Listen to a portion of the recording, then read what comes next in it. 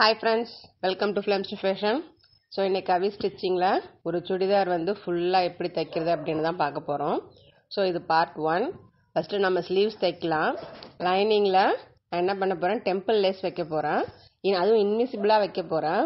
So temple மேலே தெரியுற மாதிரி வச்சு நீங்க ஃபர்ஸ்ட் ஸ்டிட்ச் பண்ணுங்க. லைனிங்ல கட் போட்டுருப்போம் இல்லைங்களா, நம்ம மடிச்சு தைக்கிறதுக்கு அந்த இடத்துல நம்ம டெம்பிள் லேஸை மேல் பக்கமாக வச்சு தைச்சிடலாம்.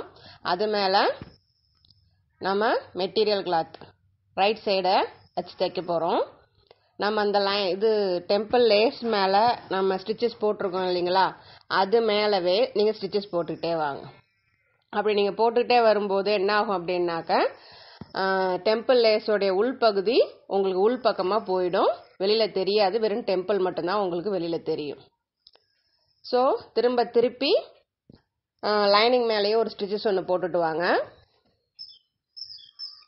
இப்போ ஃபுல்லாக திருப்பிக்கலாம். நாம ஃபுல்லாக திருப்பும் போது நமக்கு வெளியில் அந்த டெம்பிள் மட்டும்தான் தெரியும், வேற எதுவுமே நமக்கு தெரியாது. ஸோ இன்விசிபிளாக இந்த டெம்பிளை ஈஸியாக நம்மளால் இப்படி தைக்க முடியும். நான் இந்த சுடிதாருக்கு வந்து வேற எந்த டிசைனுமே நான் பண்ணலை.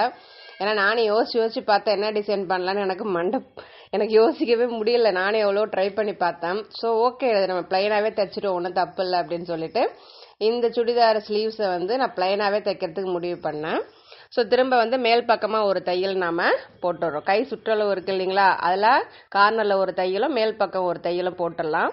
ஸோ அடுத்து நாம எப்பவும் போல் லைனிங் கிளாத்தையும் மெயின் கிளாத்தையும் அட்டாச் பண்ணி எக்ஸ்ட்ரா கிளாத்தை நம்ம வெட்டி எடுத்துடலாம். ஸோ நம்ம எப்பவுமே டிசைன் தான் தைக்கணும் அப்படின்னு எந்த ஒரு கட்டாயமும் கிடையாது, அவசியமும் கிடையாது. சம்டைம்ஸ் இது போல் வந்து எனக்கு இதுக்கு இந்த டிசைன் தான் அப்படின்னு எனக்கு தோணாமலும் இருக்கும். ஸோ அதனால் நான் இது இன்னைக்கு வந்து ஆனால் இந்த சுடிதார் ஃபுல்லாகவுமே நான் டெம்பிள் லேஸ் கொடுக்கறதா முடிவு பண்ணியிருக்கேன். ஸோ கை நான் தைச்சிட்டேன் பாருங்க. அந்த டெம்பிள் லேஸ் வந்து உங்களுக்கு இன்விசிபிளாக இருக்கும். இது வந்து இன்னொரு கை வந்து நான் தைக்கிறேன். பட் இதை நான் தைக்கிறத வந்து கொஞ்சம் ஸ்பீடாக ஓட்டுறேன். நீங்கள் வந்து அதை தைச்சதை ஒரு ரீகால் பண்ணுற மாதிரி இந்த இன்னொரு கை நான் தைக்கிறது உங்களுக்கு இருக்கும். கொஞ்சம் கவனமாக பார்த்தீங்க அப்படின்னாக்கா நான் இதில் தையல் போடுறேன், என்னென்ன பண்ணுறேன் அப்படின்றது உங்களுக்கு நல்லாவே தெரியும். ஓகே, இப்போ நம்ம 2 ஸ்லீவ்ஸையுமே தைச்சு முடிச்சாச்சு. அடுத்து நாம ஃப்ரண்ட் பார்ட் தைக்க போகிறோம். இதில் பார்த்தீங்க அப்படின்னாக்கா இந்த பீஸ் வந்து மெட்டீரியல் கூடவே வந்துருந்துச்சு. நான் எந்த ஒரு இதுவுமே நான் பண்ணலை அதில். ஸோ ஃபஸ்ட்டு என்ன பண்ணுறேன், அது வந்து ரொம்ப பெருசாக இருந்துச்சு, நம்ம வயிறு வரைக்குமே வர்ற அளவுக்கு இருந்துச்சு. ஸோ அதனால் நான் லைனிங்கை வச்சு மெயின் கிளாத்தில் கரெக்டாக கழுத்தோட அளவை மார்க் பண்ணிக்கிட்டேன். ஸோ இந்த டிசைனுக்கு பானெக் வச்சா நல்லாயிருக்கும் அப்படின்னு எனக்கு தோணுச்சு. அதனால் வந்து லைனிங்கில் பானெக் வெட்டிக்கிட்டேன். ஸோ இந்த பானெக்கு தகுந்த மாதிரி அந்த பீஸை நான் மெயின் கிளாத்தில் வச்சு இப்போ நான் தைக்க போகிறேன். ஸோ இதை நான் தச்சு முடிச்சதுக்கு அப்புறமேலுக்கே தோணுச்சு இதில் எந்த டிசைனும் வைக்காமலே சுடிதாருக்கு ரொம்ப அழகாக இருந்துச்சு அப்படின்றது. ஸோ அந்த பீஸ் வந்து இன்னும் ரொம்ப பெருசாக இருக்கிற மாதிரி இருந்ததுனால அந்த பீஸை இன்னும் கொஞ்சமாக வெட்டி எடுத்துட்டு அதை கரெக்டாக நான் நெக்கு லைனிங் வச்சு மார்க் பண்ணேன் இல்லைங்களா, அந்த இடத்துல வச்சு இப்போ நான் தைக்க போகிறேன். சில சுடிதாரில் மெட்டீரியலில் பார்த்தீங்க அப்படின்னாக்கா அவங்களே இந்த மாதிரி நெக் டிசைன் கொடுத்துருவாங்க. பட் இப்போ வர்றது எல்லா சுடிதார் மெட்டீரியலும் பார்த்தீங்க அப்படின்னாக்கா உங்களுக்கு டெம்பிள் லேஸ் தான் இன்விசிபிளாக யூஸ் பண்ணியிருக்காங்க. ஸோ அந்த டெம்பிள் லேஸ் வந்து நான் மொத்தமாக பண்டெல்லாம் வாங்கி வச்சுக்கிட்டேன். ஸோ இந்த சுடிதார் ஃபுல்லாகவுமே நான் அந்த டெம்பிள் லேஸ் மட்டும்தான் யூஸ் பண்ண போகிறேன். வேறு எந்த ஒரு மெட்டீரியலும் இல்லை, வேறு எந்த ஒரு டிசைனுமே நான் யூஸ் பண்ண போகிறதில்ல. ஸோ நீங்கள் பாருங்கள், சில பேருக்கு வந்து சுடிதார் தைக்க தெரியும், பட் ஆனால் கொஞ்சம் வந்து நான் வந்து பார்க்க நல்லா போகணும் அப்படின்னு நினைக்கிறவங்க இந்த டெம்பிள் லேஸை நீங்கள் யூஸ் பண்ணிக்கலாம் நீங்கள். ஸோ இப்போ நான் அதை வச்சு அந்த டிசைனை வச்சு தைச்சிட்டேன். நான் அது ஒன்றுமே வேலை கிடையாது, அப்படியே வச்சு அடிக்க வேண்டியதான், அதை அடிச்சாச்சு. ஸோ இப்போ லைனிங்கை வச்சு மெயின் கிளாத்தோடைய ரைட் சைடில் லைனிங்கை வச்சு ஃபஸ்ட்டு நான் நெக்கு வந்து ஸ்டிச் பண்ண போகிறேன். நெக்கு வந்து நான் பானெக் ஏற்கனவே சொல்லியிருந்தேன் இல்லைங்களா, அதனால் கரெக்டான அளவு எங்கே இருக்குன்னு பார்த்துட்டு அந்த பானெக் அளவுக்கு ஷேப் கரெக்டாக வச்சுட்டு நான் தைக்க போகிறேன். நீங்கள் வந்து சப்போஸ் வழுக்கிற மெட்டீரியலாக இருந்தது அப்படின்னாக்கா நீங்கள் பின் பண்ணிட்டு கூட தைக்க ஆரம்பிங்க. இது வந்து காட்டன் தான், அதனால் அப்படியே ஸ்டிஃபாக நிற்குன்றதுனால நான் பின் பண்ணலை, நான் அப்படியே தைக்கிறேன்.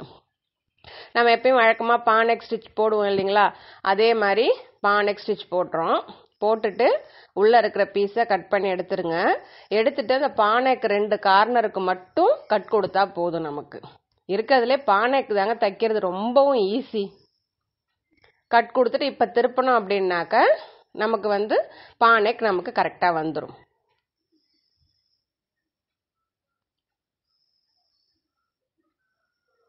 நீங்கள் பார்க்கும்போது இது ஈஸியாக தைக்கிற மாதிரி தெரியும். பட் ஆனால் நீங்கள் தைக்க உட்காரும் போது தான் அதில் அவ்வளோ டவுட்ஸ் உங்களுக்கு வரும். ஸோ என்ன இது ஒரே வீடியோவாக திரும்ப வருது அப்படின்லாம் யோசிக்காமல் நீங்கள் பிகினராக இருந்தீங்க அப்படின்னாக்க நீங்கள் கற்றுக்கோங்க. நீங்கள் பார்க்குறத தச்சு பழகி கற்றுக்கோங்க. ஏன்னா நான் அப்படி இருந்து தான் நான் இவ்வளோ தூரத்துக்கு நான் வந்தேன். கண்டிப்பாக உங்களுக்கும் அதுக்கு பர்ஃபெக்டாக ஒரு கை பழக்கத்துக்கு அது உங்களுக்கு வரும்.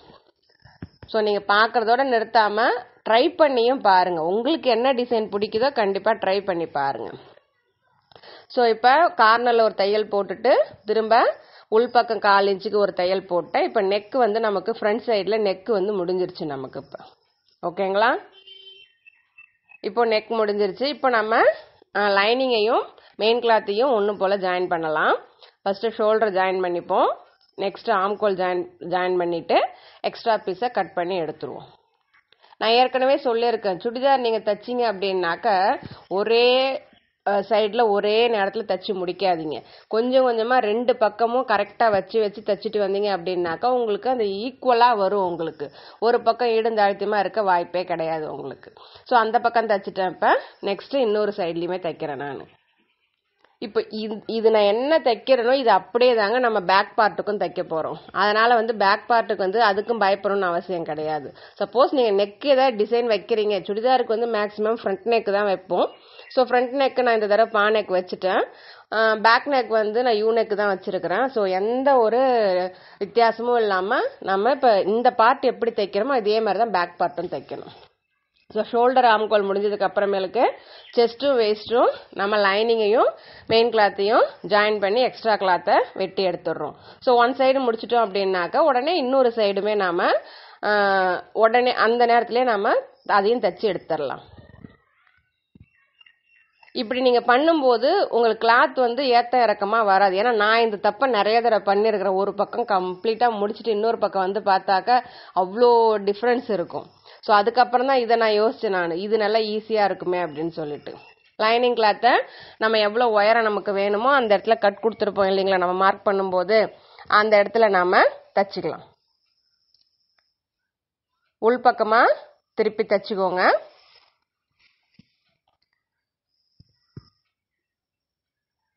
இப்போ பாட்டம் நாம தைக்கலாம். உங்களுக்கு சுடிதார் உயரம் எந்த அளவுக்கு நீங்கள் மார்க் பண்ணியிருக்கீங்களோ, நான் என் உயரத்துக்கு வந்து நான் மடித்து தைக்கிறேன். நான் உங்களுக்கு எந்த அளவு உயரம் வேணுமோ அந்த அளவுக்கு நீங்கள் மார்க் பண்ணியிருப்பீங்க, அந்த அளவுக்கு நீங்கள் மடித்து தைங்க. ஃபஸ்ட்டு ஒரு தையல் போட்டுட்டு மடித்து போட்டுட்டு திரும்ப இன்னொரு தையல் நான் போட போகிறேன். ஏன்னா வந்து ஃப்ரண்ட்டில் வந்து ஃப்ரண்ட்டும் சரி பேக்கும் சரி அந்த பாட்டம் வந்து மெலிசாக இருக்கிறத விட இந்த மாதிரி 2 ஃபோல்டிங் நீங்கள் தையல் கொடுத்தீங்க அப்படின்னாக்கா ஒரு வெயிட் கிடைக்கும், நல்லாயிருக்கும் உங்களுக்கு பார்க்குறதுக்கு. அது எனக்கு எப்படி சொல்கிறதுன்னு தெரில. பட் அந்த இது வந்து டபுள் ஃபோல்டிங் கொடுத்து மடித்து போடுறது வந்து ஃப்ரண்ட் சைடில் வந்து நல்லாயிருக்கும். சுடிதார் வந்து உங்களுக்கு தூக்காது, அப்படியே படிஞ்ச மாதிரி நிற்கும் உங்களுக்கு. ஸோ அதில் உள்பக்கம் ஒரு தையலும் கார்னர் ஒரு தையலும் நான் போட்டு முடிச்சிட்டேன். போட போகிறேன், போட்டுடலாம் அதை. ஸோ இப்போ நாம் ஸ்லிட்டு வந்து ஜாயின் பண்ணுவோம். ஸ்லிட்டு வந்து கட் கொடுத்துருக்க இடத்துல இருந்து மெயின் கிளாத்தையும் லைனிங் கிளாத்தையும் ஜாயின் பண்ணலாம்.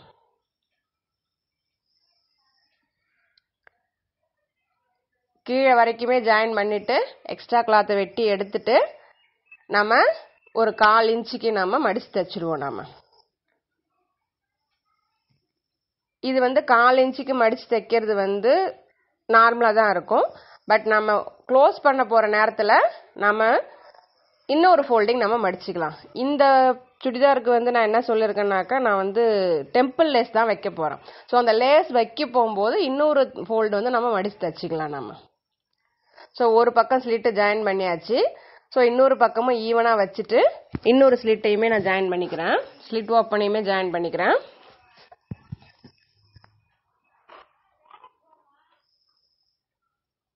இப்போ ஒரு ஃபோல்டு மட்டும் நான் ஸ்லிட் ஓப்பனில் மடித்து தைக்கிறேன். இப்படி தைக்கும்போது ஸ்லிட்டில் வந்து ஒரு 1/2 இன்ச்சுக்கு வந்து கட் போட்டுக்கோங்க. அப்போ தான் உங்களுக்கு 1 ஃபோல்டு மடிக்கிறது வந்து சுருக்கம் இல்லாமல் இருக்கும் உங்களுக்கு. ஸோ இதுவுமே தைச்சாச்சு. இப்போ நெக்ஸ்ட் நான் என்ன பண்ண போகிறேன் அப்படின்னாக்கா டெம்பிள் லேஸ் கொடுக்க போகிறேன். நம்ம மடித்து தைக்க ஒரு ஃபோல்டு மடித்து தைச்ச அந்த தையல் மேலே தெரியுது இல்லைங்களா, அது மேலேயே நீங்கள் டெம்பிள் லேஸை வச்சு அடிச்சுட்டு வாங்க. அந்த டெம்பிள் உள் பக்கமாக இருக்கிற மாதிரி வச்சு அடிங்க. அந்த முக்கோண ஷேப் இருக்கு இல்லைங்களா, அப்போ தான் நீங்கள் திருப்பும் போது அந்த முக்கோணம் மட்டும் உங்களுக்கு தெரியும், மற்றதெல்லாம் உள் பக்கமாக போயிடும். ஸோ 1 ஸ்லிட்டு ஒரு பக்கம் அடிச்சுட்டேன், திரும்ப பாட்டம்லேயும் அடிச்சுட்டேன், திரும்ப இன்னொரு பக்கத்துலேயும் அடிச்சுட்டு இருக்கிறேன். ஸோ ஸ்லிட்டு வரைக்குமே நான் அந்த டெம்பிள் லேஸை வச்சு அடிச்சிட்டேன். இப்போ நெக்ஸ்ட் என்ன பண்ண போகிறேன் அப்படின்னாக்கா அதை மடித்து தைக்க போகிறப்ப பாருங்கள், நான் காட்டுறேன் பாருங்கள். அதே மாதிரி நான் மடித்து தைச்சேனாக்கா எனக்கு அந்த டெம்பிள் மட்டும்தான் வெளியில் தெரியும், மற்ற எல்லாமே உள்பக்கம் போயிடும். ஸோ பார்க்கறதுக்கு அவ்வளோ நீட்டாக ஃபினிஷாக உங்களுக்கு அந்த டெம்பிள் மட்டுமே இருக்கும். தைச்சிட்டு இருக்கும்போதே கரண்ட்டு போயிடுச்சு. ஸோ திரும்ப கரண்ட் வந்ததுக்கு அப்புறமேலுக்கு தைக்கிறேன். எனக்கு ஆனால் இந்த மாதிரி தைச்சிட்டு இருக்கும்போது கரண்ட்டு போகிறதாங்க அப்படி இருக்கும் எனக்கு. ஸோ இன்றைக்கி அந்த மாதிரி தான் ஆச்சு. பட் அதையும் தாண்டி கரண்ட் வந்துருச்சு. ஸோ திரும்ப நெக்ஸ்ட்டு கண்டினியூ பண்ணலாம் நாம். ஸோ எல்லா பக்கமுமே நம்ம என்ன பண்ணுறோம், அந்த டெம்பிளை திருப்பி வச்சு நாம் அடிக்கிறோம். இப்போ அந்த டெம்பிளில் அந்த முக்கோண பகுதி மட்டும், அந்த லேஸில் முக்கோண பகுதி மட்டும்தான் நமக்கு வெளியில் தெரியும், மற்ற எல்லாமே உள்பக்கமாக போயிடும்.